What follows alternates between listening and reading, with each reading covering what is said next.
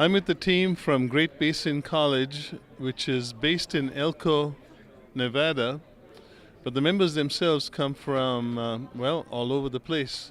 So let's start by asking them to introduce themselves and also telling us a little bit about, or telling us what city and state they come from. My name's Kyle Killian, and I am out of Reno, Nevada. I'm Jason Solt, and I'm from Dayton, Nevada. I'm Nick Montoya. I'm from Reno, Nevada.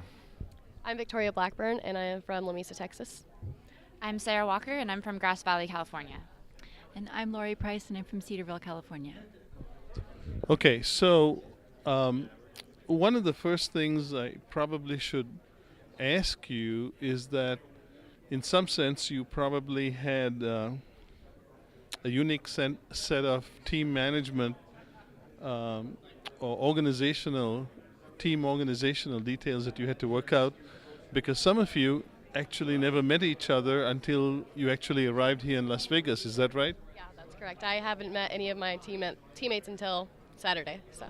And I think that's because Great Basin College's program is offered online, so you're able to be in any part of the country to participate in the classes, but that makes it a little bit difficult to form a team that can actually work together in the same geographical location.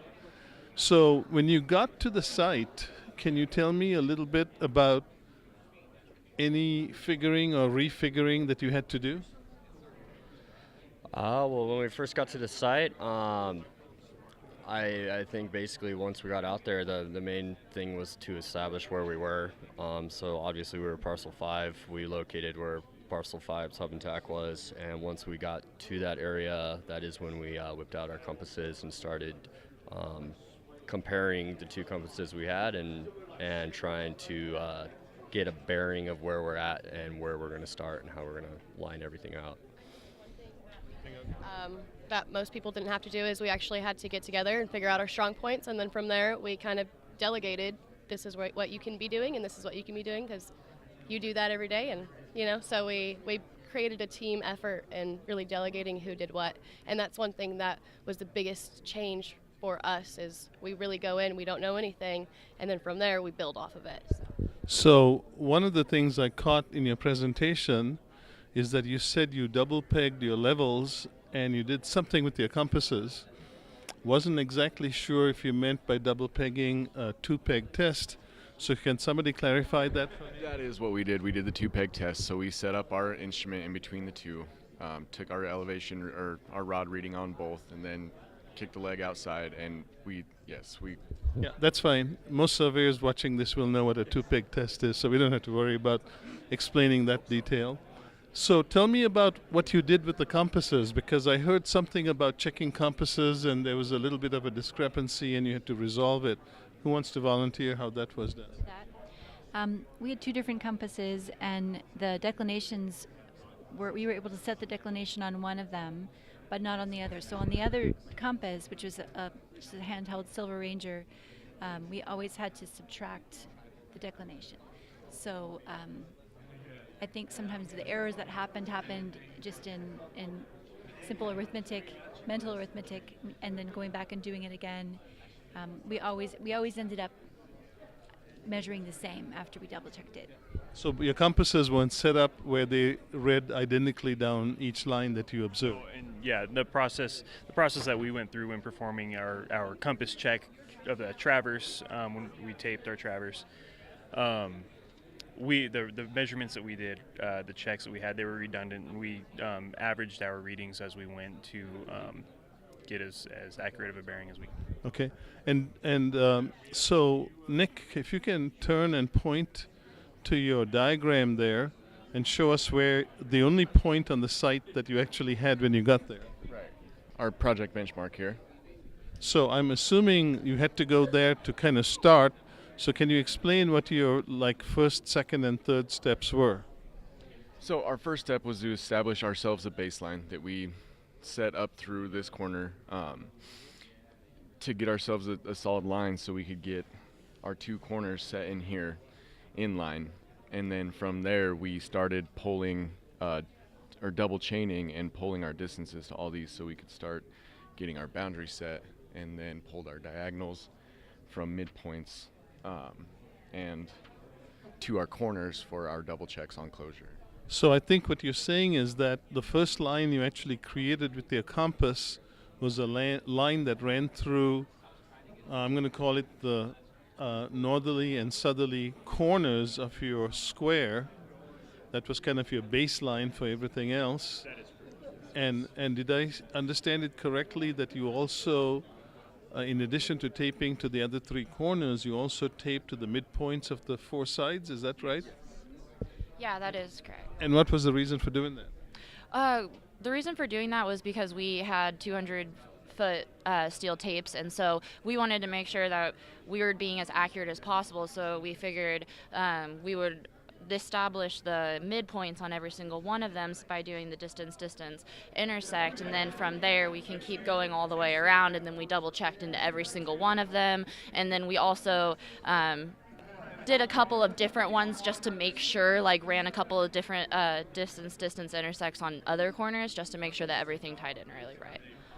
So let me just ask a question here, and that is, did you rely on the compasses for any serious angle measurement, or to get you in the ballpark, and then use your tapes to actually measure the angle? That is exactly what we did. That is exactly what we did. We used our compass as to set the baseline, and then from there, all our subsequent measurements to establish the corners were based on our two taping process. And we chose the midpoints of the squares, breaking it into 4 quadrants to eliminate the need to break chain. So. And it also allowed us to actually pull that diagonal of 147.58 feet with a 200-foot tape, because we're not able to pull that full distance. So that gave us 4 squares that we actually had the ability to chain. So I heard your presentation this morning. I kind of forgotten what you said, but did you set up a grid to do your topo? Okay. And so when you set up your grid, did you go out and mark each grid intersection, or did you do something else? We actually went out and we marked each grid intersection. So we staked out the entire boundary, and then from there we actually tied flagging tape around rocks and utilized what we had on site. So I think you were the only team that used rocks, which is kind of, I think, a great idea. I was wondering about that because in your slide presentation I also noticed that you had a sketch that somebody had drawn with what looked like pink stones. And I don't know where the pink stones came from, or if that was just... Okay. The pink stones were They, when they set up the center points for us, they used spray. So, yeah. So that was spray paint. Okay. Because I was going to say I walked that site all day myself, and I didn't remember seeing any pink rocks. So made me wonder. So in terms of the entire project, so the pre-planning, because I know some of you met a month before the project, some of you actually had met each other, the actual field work, the office day, and then today the presentation, where would you say your most challenging aspects in this competition came from? And I'm just going to go around and ask all of you. Well, probably the most challenging thing for me personally was that I don't have the strong CAD skills that some of my teammates have. And I wish that I could have spent more time observing them and learning from them yesterday, but I was doing other things. But I do think that one thing that we were all able to do was to bring forth what our personal strengths are and to think, well, I'm not so great at this, what could I offer, what could I bring? And I think everybody did that. I think the hardest thing probably for our group, in my opinion, was that not really knowing each other, and then when you're going and you're meeting new people, you kind of are like, okay, well, I want to be a little bit quiet just so I don't come in all hot and everything like that, and everybody think that you're overstepping the toes. So I think at first there was a lot of just feeling each other out, kind of like, you know, hey, so who wants to step up and do this role? Like, what are all of our our assets and like what can we bring to the table, and it was kind of hard figuring all of that out because you don't want to overstep on anybody. And once we all started feeling more and more comfortable with each other, we just started rolling really fast. But that initial breakthrough of like getting comfortable with each other and And who works better with whom? yeah, exactly. All the dynamics of like just the personalities, how the personalities all go together and everything. We also had to have that curve of figuring that out while also performing. We didn't get the team building exercises that most teams get. We got out here and we said, hey, y'all ready? And we did it as best as we could. But not knowing each other, that was probably the hardest part because I'm outspoken, he's quiet. So how do you find the balance in that? And so doing that, it was a process. We're still getting there. So we'll be back next year. You guys could probably all guess what I'm going to say was the most challenging part of this for me. I am not a public speaker. That presentation was, I'm even nervous now. Yeah, I think the most challenging part was probably our lack of pre-planning prior to this. It led to a delay in really getting the ball rolling. But with the cumulative experience that we have working in the field and surveying, I think we were able to overcome that fairly quickly. And once we did, like Sarah said, we got the ball rolling.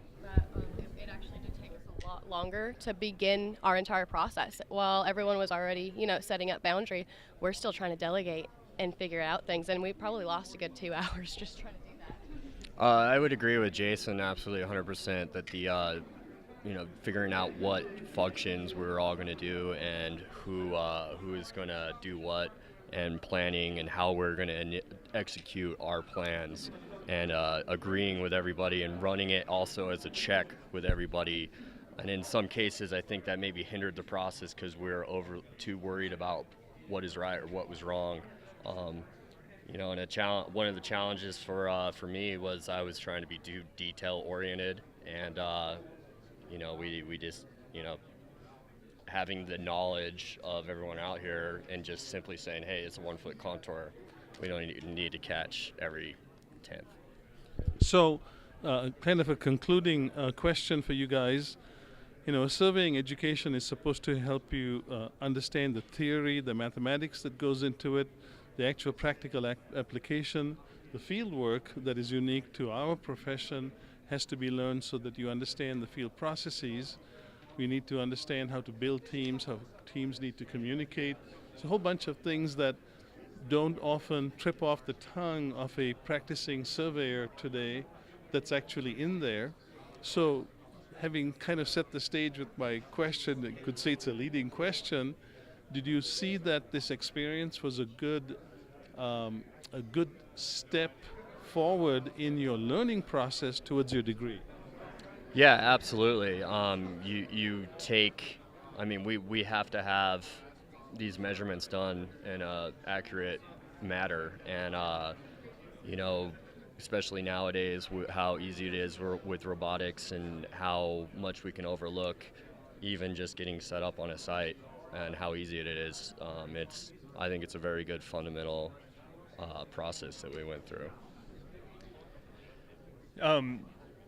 Yeah, as far as learning experience or being able to take this and apply it to what we're doing for work or educationally, it's the fundamentals. I haven't quite yet gotten to courses that would take care of things or allow me to understand things as well as what are being displayed today. However, with the work experience that I have a different set of knowledge that has allowed this to be a learning experience as well for me. So.